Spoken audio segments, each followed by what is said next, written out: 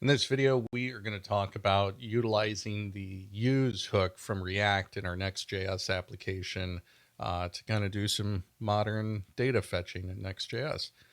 So here in my API route, I have introduced a 3-second wait on this call. And if I go to my page, I've kind of set this up in a contrived manner. It's like halfway to where I want it to be. But we can see that we do hit that here. And what happens when I try to hit that page, which hits that API, I have to wait 1, 2, 3 seconds before it fires off. I'll show you that one more time. I click, and now I have to wait until that promise is fulfilled. Now, what I could do to make this work is if I go into this libraries component, I could do the fetch from here.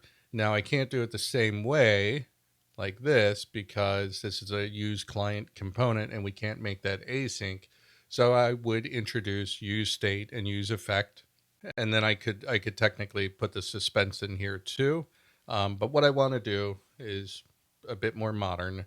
And what we're going to do is we're just going to drop, let's see, we're going to drop the await. We're going to assign this, I'll call it libs. So that's our first step.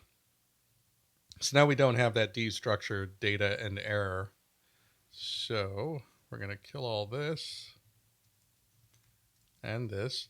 What we're going to do is we're just going to have a new prop here called libs, and we're just going to pass that promise in. So we've executed the promise without awaiting, and then we're passing it in as a prop. So now if we jump over here to our component, our new prop is libs, and then libs is going to be the same type except wrapped in a promise.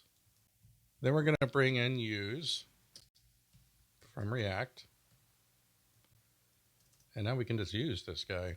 So we'll say data and error. Now come from use libs. So if we save that, now I'm back on the home page. And when I go to this import library, which is the route we were looking at, we're hoping to see a spinner right away. And there it is. We have our spinner. So we have our suspended state in our page, and we didn't have to block the rendering in our component.